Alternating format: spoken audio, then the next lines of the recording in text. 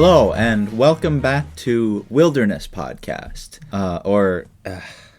Can we do that again? Hello, and welcome back to the How to Survive in the Wilderness How to Do Stuff in the Wilderness Podcast. Can we just change the name? It would be so much easier to just say Survive in the Wilderness. No one knows what do stuff in the wilderness means. That's a stupid name. I didn't come up with that. Just keep going. I have not introduced you yet. The people don't want to listen to just silence. I'm sorry, all right, okay. Surprise, I'm back. Here's my guest, Calvin Hoffman. He's back. Like I said, we couldn't get anyone better. So here we are. We're back again with another installation. I'm Sam Peters. I'm the host, and we're back with another installation of whatever the podcast. The podcast about wilderness activities. And today we're going to be talking about... We're back with more cookies, too. Can you stop with... Who is bringing him cookies? It's Dan. Dan, to all the listeners out there, Dan is our producer, and Dan has just been a letdown from day one. I met him... Stop eating the cookie! Let me finish. I got one bite left. It's just this diet. If I'm around sugar, I can't function with sugar around. It's like an addiction.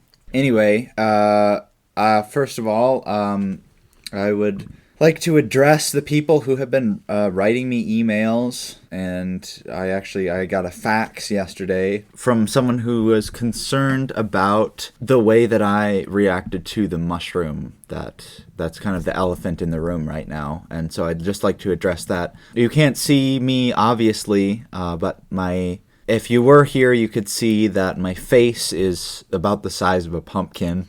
Pretty soon, they're going to be calling me Pumpkin Man, like the movie Elephant Man, which is a good movie. Of course, if you're in the wilderness, you probably can't check it out, but it's... I mean, you could if you have a generator and a VCR. Yeah. Well, not a lot of people have generator. I don't have a generator, so I don't even know what that means. Well, we sell them at Home Depot. If you're out in the wilderness and you want some electricity and you've got gas or diesel, we have diesel ones too. You can pick up a diesel or gas generator from Home Depot and watch some movies or do whatever else you need. All right. Well, anyway, it's just been it's been a pretty bad week for me with the reaction, and my tongue actually was swollen up so that I couldn't talk. And now, thankfully, I can. It's back. It's gone down. The swelling has gone down, but my throat and my stomach have actually been covered in some sort of toxin that I have been trying to get out of my system. And so I've been taking these pills. And my doctor actually told me that I need to cough the more often so that I can expel those from my body. So...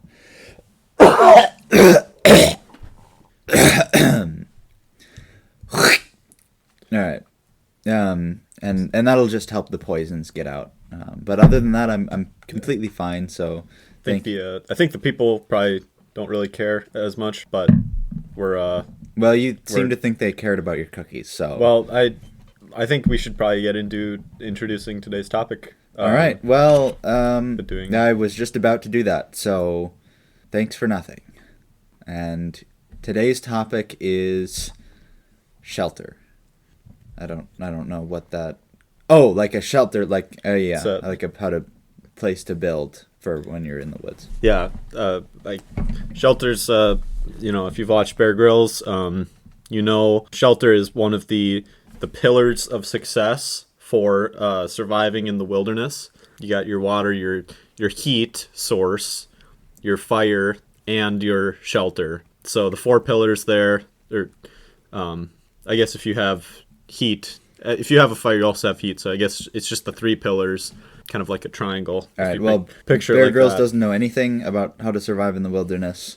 This is your premier source for everything about that. So don't even think about listening to that because that's bad advice. Well, it's a show. I mean, you can watch it. So don't even think about watching it then.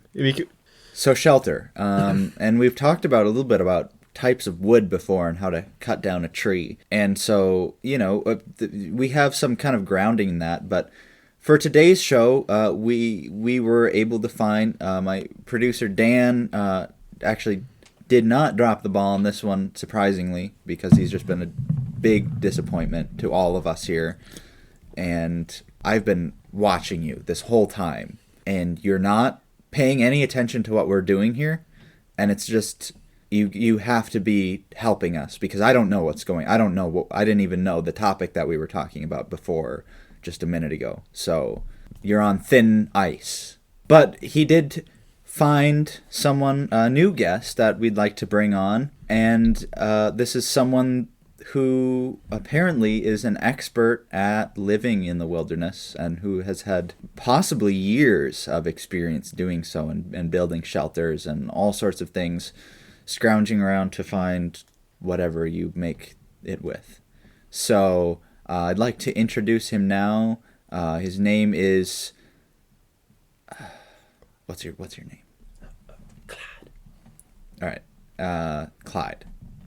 And just we only have one microphone because Dan didn't get a second one for today's episode. So that's a memo to you, Dan. Step it up, or there will be hell to pay. So here we go. I got to move this away so that you won't hear Calvin now, which we don't need to because he doesn't have anything to contribute to this. This is Clyde here. Why don't you just introduce yourself?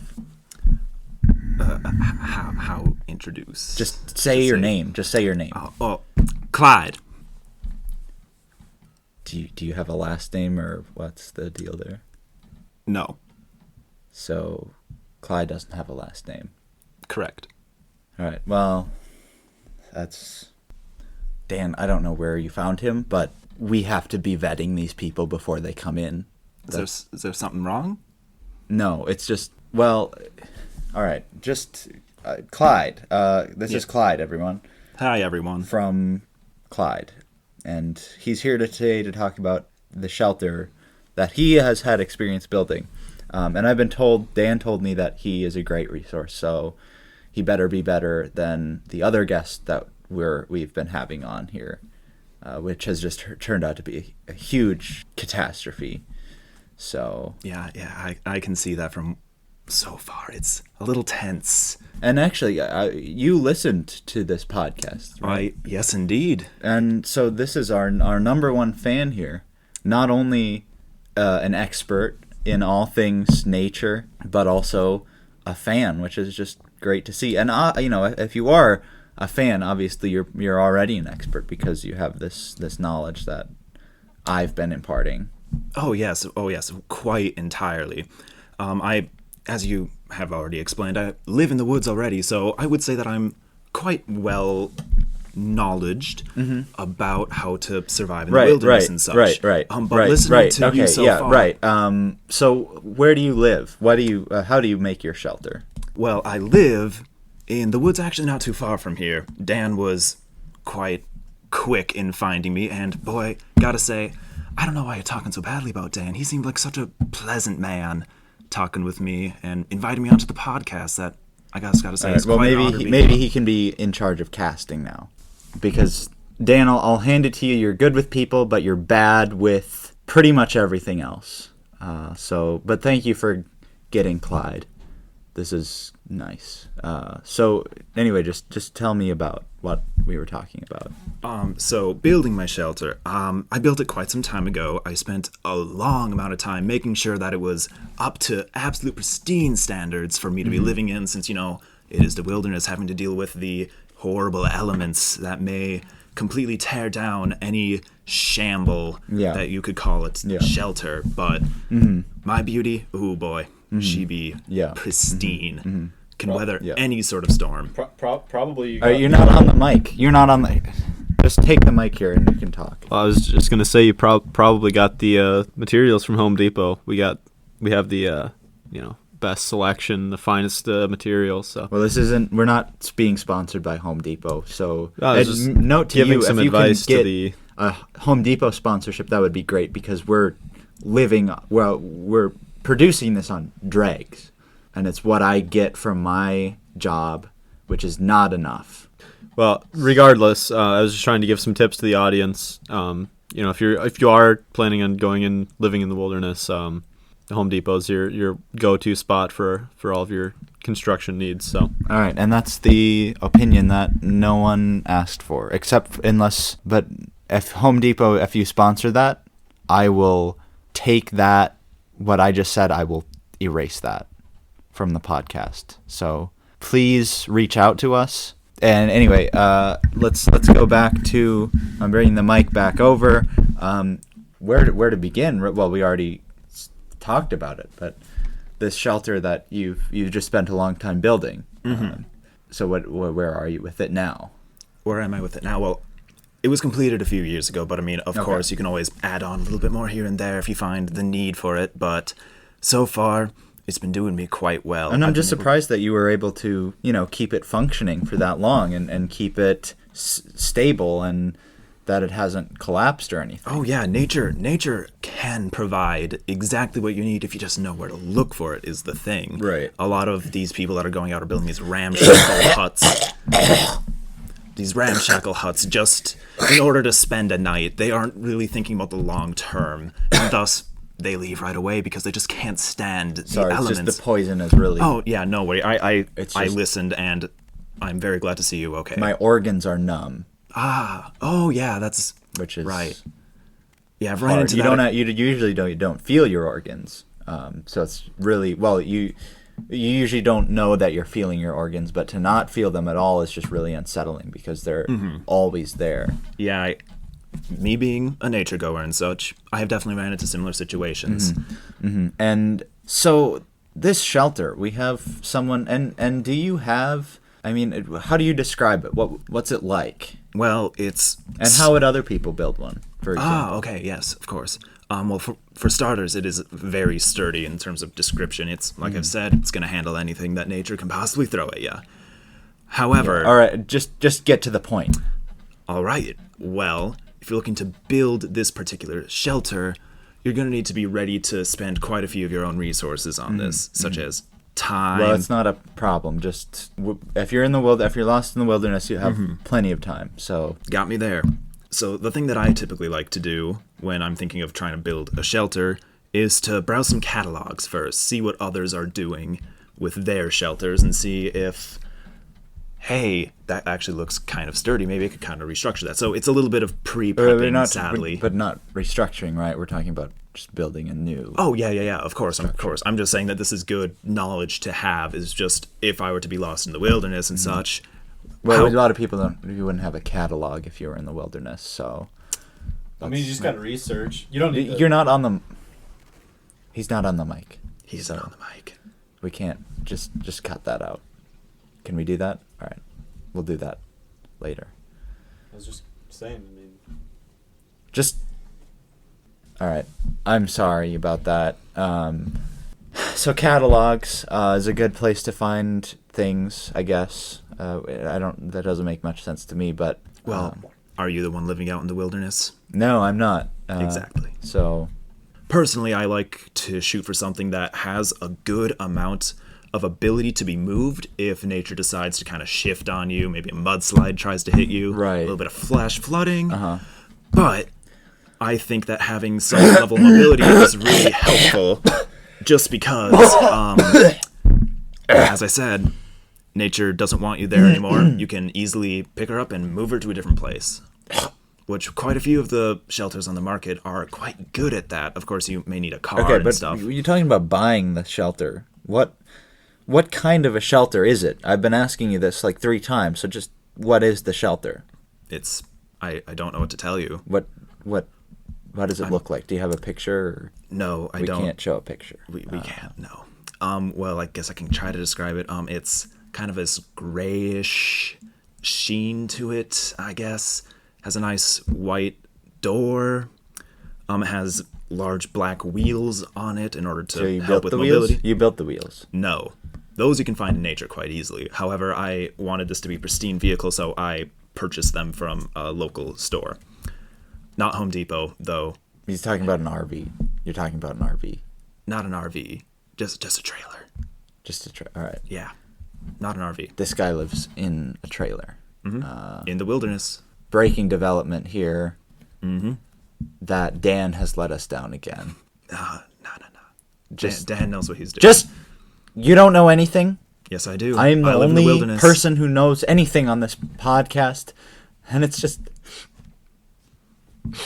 I'm sorry. It's just been just adjusting to this new climate, and it's just the town is there's no one here that I know, and it's just been tough. And I thought that we could have competent people on as guests. And I hear that you're living in a trailer, which is just not. It's just stupid, and you can't just find a trailer in the wilderness, and no one's gonna know what to do there. So just can someone go to the store and get me honey? Make yourself useful. I've been eating honey once every 3 hours. I need a cup of honey. I've just been drinking that, and that helps. But we have a trailer, and that's not going to help anyone. You never know. Some people like to leave their trailers out in the wilderness. Well, maybe happen upon it. All right. Well, if you find Clyde's trailer, take it, because he is on our podcast and is not there right now. All right. Well, so I guess there's no real kind of takeaway we have, but if you do find a trailer, you can buy one, but if you're lost in the wilderness, you probably don't have access to that sort of material. So I don't want you, just leave. Can we go back to your trailer and just stay there? Fine. You're good with losing your number one fan? Yeah, Dan told me earlier today that Clyde is the only listener of this podcast, and that he actually tracked him down because of an analytics thing that he was able to trace to the woods, and so this whole thing is just been kind of a disaster, and there's no one else listening. But if there was, I'd like to apologize to them for this. And do you have any words for us, Kelvin? I mean, I guess I could just put in some input to kind of help our listeners out there, because obviously, like I was trying to say earlier but didn't have the mic, Home Depot is a great place to go for resources for not only just the materials but also the tools. Like we mentioned, for those longtime listeners from 2 episodes ago, you can get an axe at Home Depot, which is a great resource for creating a shelter. So there's that. Just wanted to put that out there for everybody listening. And if we get a good takeaway from this episode. Home Depot, if you're listening, sponsor us, call us. We need your help. We're in dire straits over here. Anyone else who's listening, I hope that you can find your own shelter, because there's nothing that we can help you with, apparently. Do your own research, and I hope that you live through this. And that's it. That's the end of the show. We're not doing any more. I think I'm going to move back to New York if I can.